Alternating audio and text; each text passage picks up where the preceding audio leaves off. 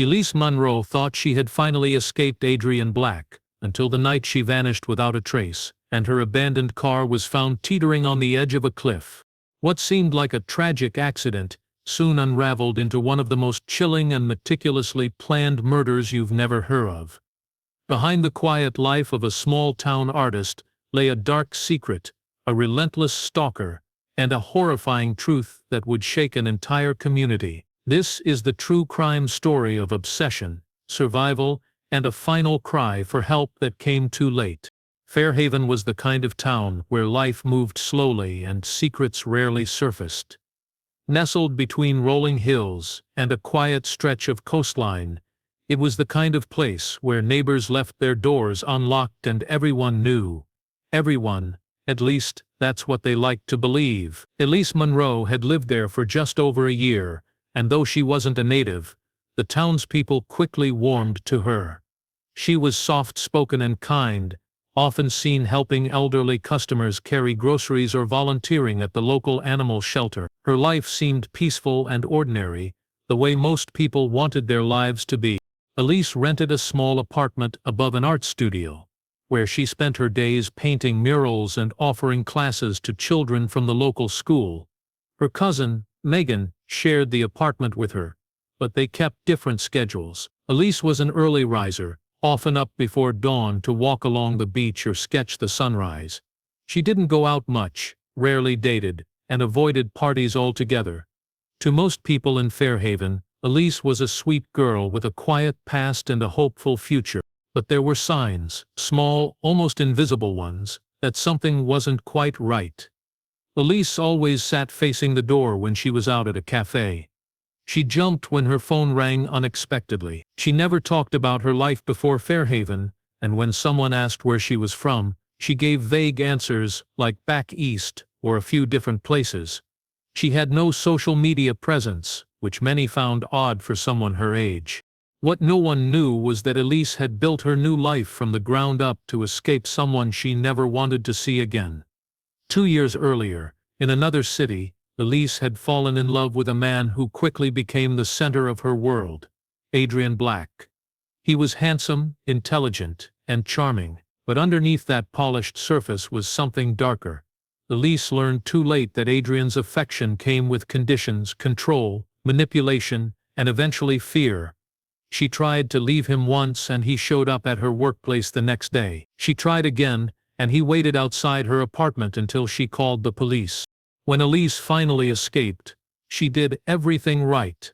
She changed her number, moved across state lines, cut ties with mutual friends, and deleted every trace of her online life.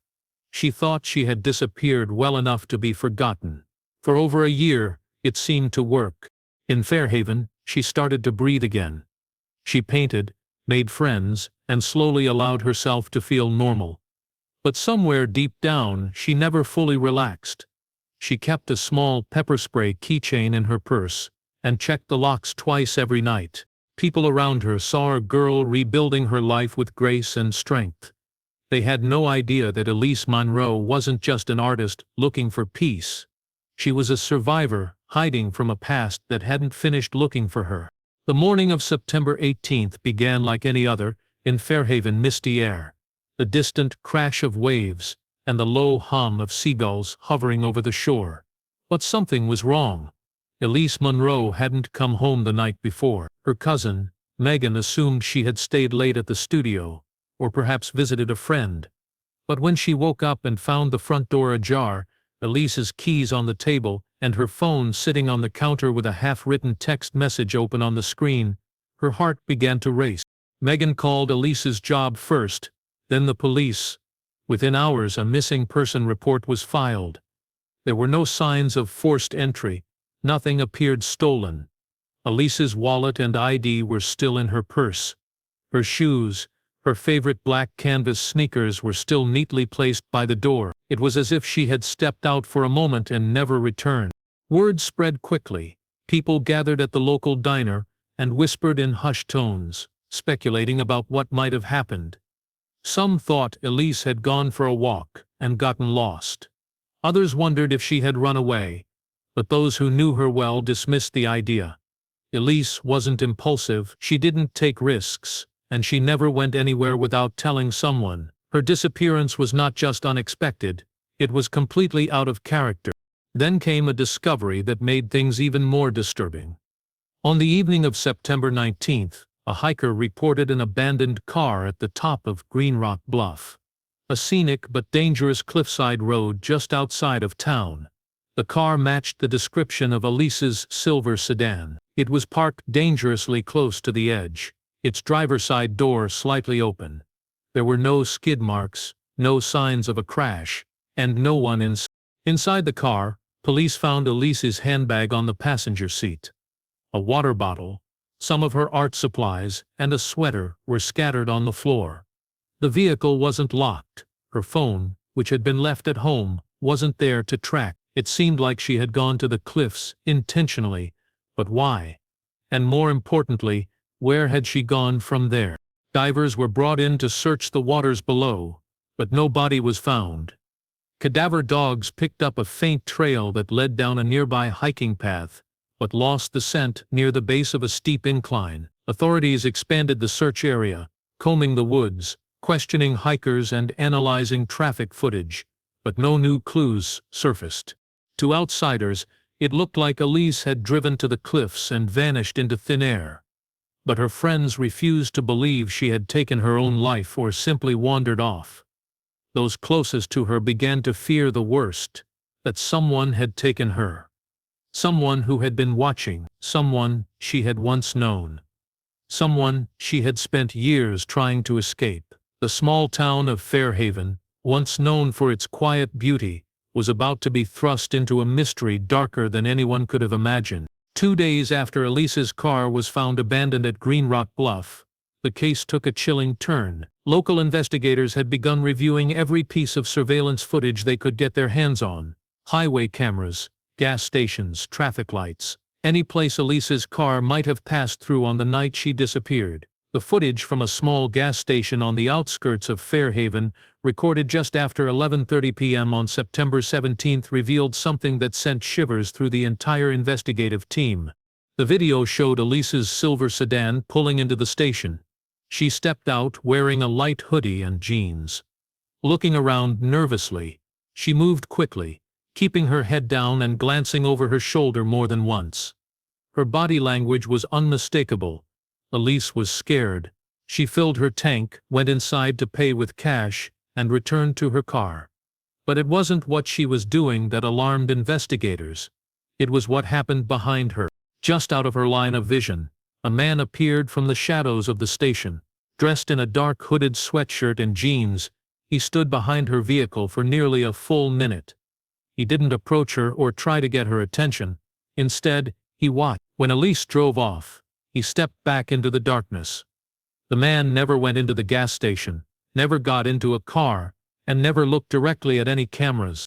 The footage was grainy, but one of the officers recognized something about the man's build and the way he moved.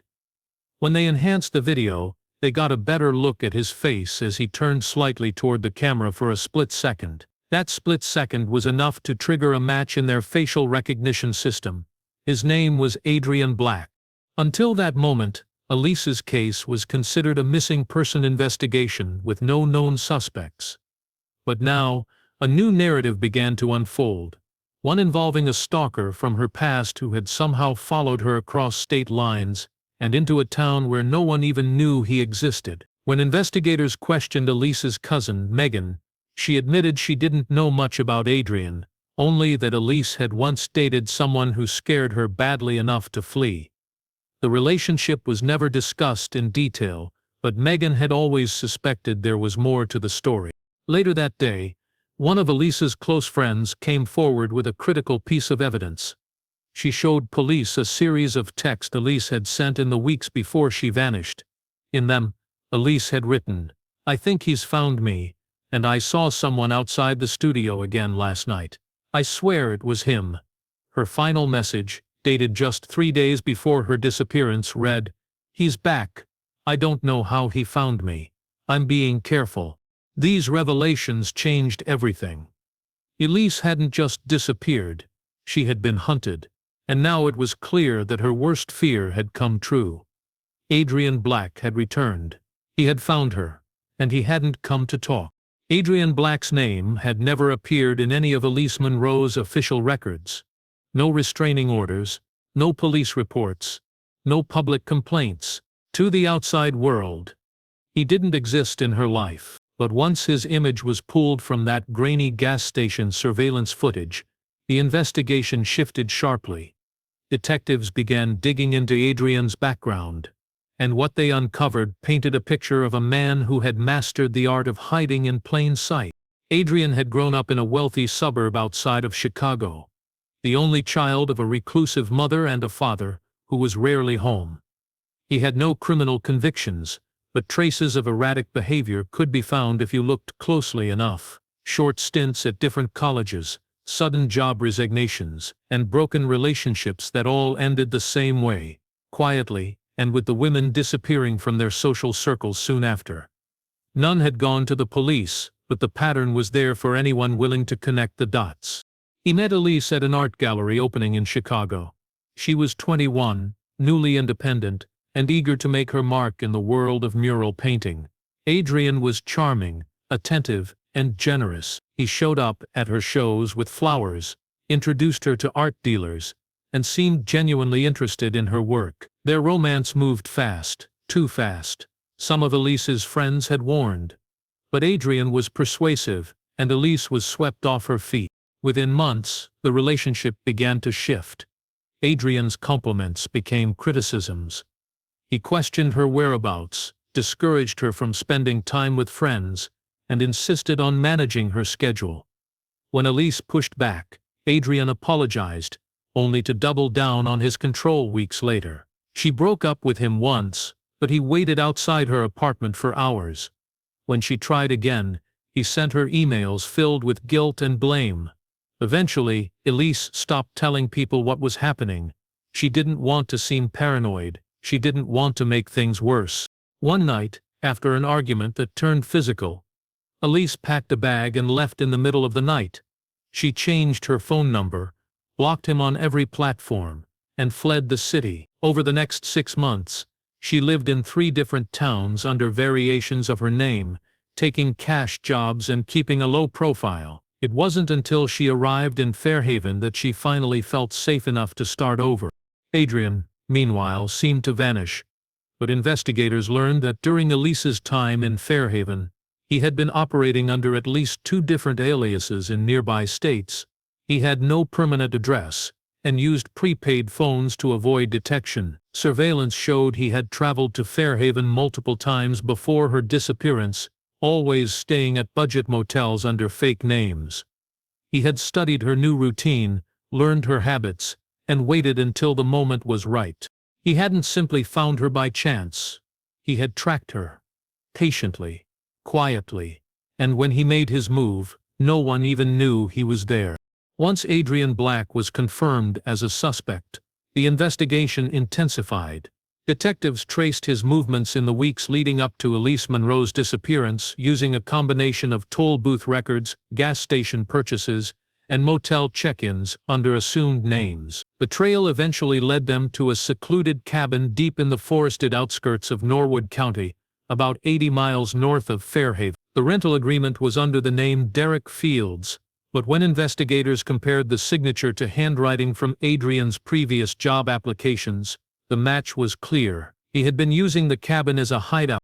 The area was remote, with no nearby neighbors and only a narrow dirt path leading through the woods to the entrance. The cabin looked abandoned from the outside, weathered wood panels, overgrown weeds, and a sagging front porch. But what police found inside told a very different story. Inside the small 2-room structure, the air was heavy and stale. The power was off, but candles had been burned down to the stubs on nearly every surface. There was a single cot, neatly made, and a table littered with wrappers, notebooks, and disposable phones. In the corner, a duffel bag contained rope, duct tape, gloves, and a flashlight. On the wall, investigators found a map of Fairhaven with several locations circled in red: Elise's apartment, the art studio, the grocery store, and the public library. Each location had dates and times scribbled beside it. Adrian had been watching her for weeks, maybe longer. But the most disturbing discovery came when an officer pried open a loose floorboard beneath the cot. Tucked inside the hidden space was a small, dirty box. Inside, police found a few personal belongings: a cracked compact mirror, a necklace, and a bracelet with Elise's initials. The bracelet was stained with something dark that later tested positive for blood. Though it was not yet definitive, it raised the terrifying possibility that Elise had been taken to this cabin against her will. Next to the box was a single Polaroid photograph. Elise was captured, walking down a street in Fairhaven, unaware she was being watched. She appeared calm, wearing a sundress, carrying groceries. It was taken from a distance, likely through a telephoto lens. Investigators now believed Adrian had been documenting her movements like a predator stalking prey. Outside the cabin, in a shallow fire pit, officers recovered the charred remains of what appeared to be women's clothing, jeans, part of a hoodie, and a scorched shoe that matched the brand and size Elise often wore. Forensic teams began sifting through every inch of the property. A blood-sniffing dog alerted near the back wall, but no body was found. The evidence painted a grim picture. Elise had likely been brought to the cabin at some point, and something violent had occurred. But without a body or a clear timeline, police couldn't confirm what had happened next. All they knew for certain was that Adrian had prepared this place. He had planned for it. And now, Elise was gone. Nearly 3 weeks after Elise Monroe vanished, a quiet neighborhood in the town of Millersfield, about 50 miles from Fairhaven, became the unexpected center of the investigation. A resident had reported an overpowering foul odor coming from the garage of a vacation property next door. The house, a 2-story brick cottage, had been unoccupied for months. It belonged to Adrian Black's cousin, a man who claimed to have no recent contact with him and hadn't visited the property in over a year. When police arrived at the scene, they found the garage door padlocked from the outside. A bolt cutter was used to gain access, and as soon as the door lifted, investigators were hit with the unmistakable stench of decay. The inside was dim and cluttered with old furniture, boxes, and paint cans. In the corner, beneath a plastic tarp and an old mattress, stood a large industrial-sized freezer plugged in and humming faintly. Officers cautiously opened it, and what they found would confirm their worst fears. Wrapped tightly in a blue tarp, sealed with duct tape, was the lifeless body of Elise Monroe. The scene was grim and deeply unsettling. Her wrists were bound, and her clothes were the same ones she had last been seen wearing in the gas station footage. The freezer's cold had slowed decomposition, but there was no mistaking the truth. Elise had been murdered. The body was transported for autopsy immediately. The medical examiner confirmed blunt force trauma to the back of her head as a cause of death. She had suffered other injuries, including fractured fingers and bruising to her arms, suggesting a violent struggle. Defensive wounds indicated she had fought back hard. Under her fingernails, DNA was recovered, later confirmed to belong to Adrian Black. Back at the garage, police found more chilling evidence. A journal, buried in a box of tools, contained disturbing handwritten entries believed to be Adrian's. In one entry, dated just a few days before Elise disappeared, he wrote, "She doesn't remember what she meant to me, but I'll make her see, I'll make her stay." Other pages hinted at a deep obsession and a desire for revenge. He spoke of owning her and correcting the betrayal. These writings confirmed what investigators had come to fear. Adrian's actions were not impulsive. They were planned, premeditated, and rooted in a twisted sense of control. Elise's family was notified, and the town of Fairhaven was left in shock. The missing person case had become a homicide investigation. And now the goal was clear: find Adrian before he vanished again. Police released his photo nationwide, issued arrest warrants, and began checking transit stations, border checkpoints, and airports. What made the discovery even more haunting was the calculated nature of it all. Adrian hadn't chosen a random hiding spot. He had used a family member's vacant property to stash Elise's body, trusting no one would check. And for weeks, While police searched woods and rivers, she had been stored away like a secret he thought would never be uncovered. Adrian Black's face was now plastered across news outlets, billboards, and every corner of social media. The manhunt had gone national. Airports, bus stations, and border crossings were on alert. His profile was added to the FBI's most wanted list. Tips poured in from across the country, some credible, most not. He had seemingly vanished without a trace, until, 1 week after Elise Monroe's body was discovered, a sharp-eyed transit officer in Reno, Nevada, noticed a man loitering near a bus terminal. He matched the description, mid-30s, tall, wiry frame, nervous. When approached, the man gave a fake name, but a fingerprint scan confirmed it. Adrian Black was in custody. His arrest sparked a media frenzy. The quiet town of Fairhaven became ground zero for a case that now captivated the nation. The press dubbed it the ex-boyfriend horror case. In courtrooms and headlines, the story unfolded. A young woman trying to rebuild her life, hunted down and killed by a man who believed he still had a claim over her. The trial began 6 months later, and from the outset, the courtroom was electric with tension.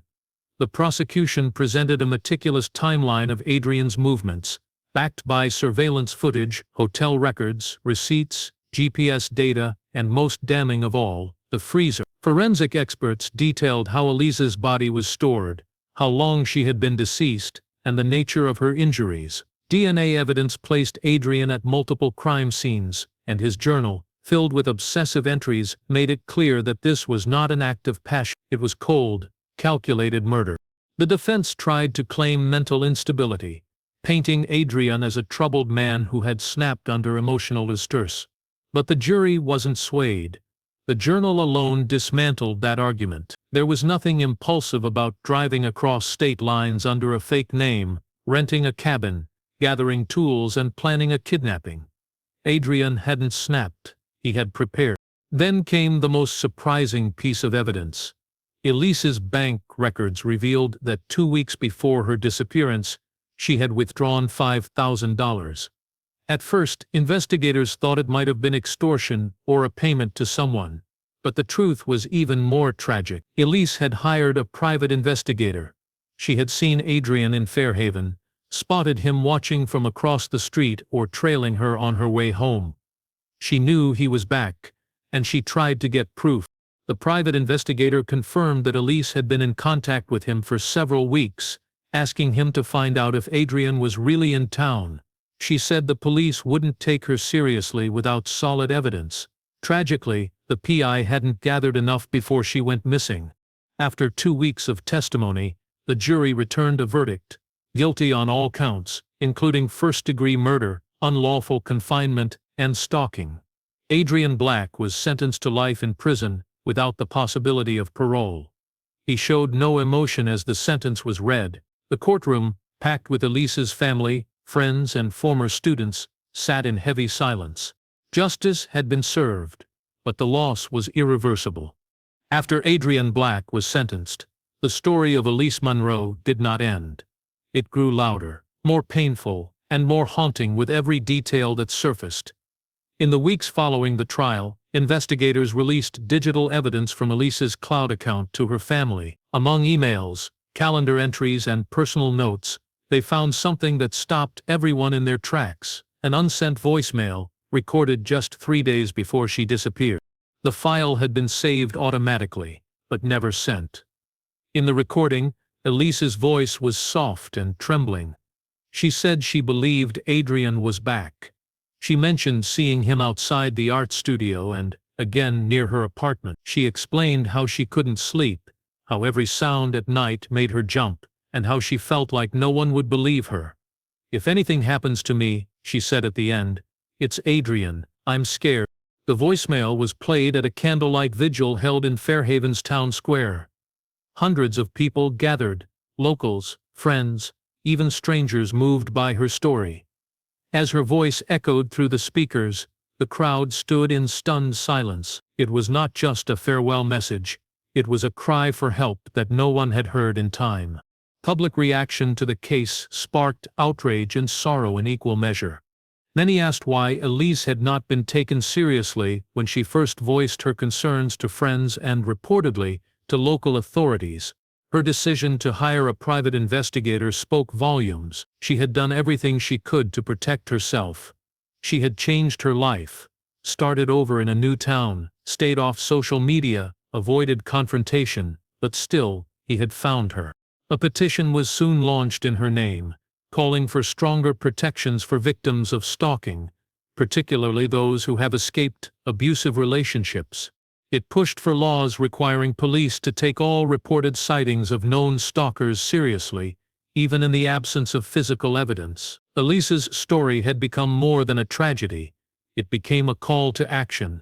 As for Adrian Black, he remained silent behind bars. He never confessed, never showed remorse, and never explained why he felt entitled to destroy the life of the woman who had once trusted him. Psychologists who reviewed his behavior described a classic profile of obsessive control, someone who viewed relationships as possession, not partnership. In the months that followed, Elise's artwork was collected and displayed in a memorial exhibit titled "Still Here."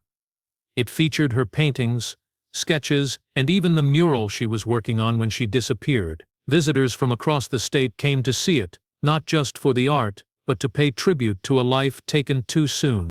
Elise Monroe's death revealed the terrifying reality that sometimes, even when someone does everything right, it's not enough. She saw the danger coming. She spoke up. She asked for help. And yet, she was silenced. But her voice, captured in that last, unsent message, would go on to speak louder than ever.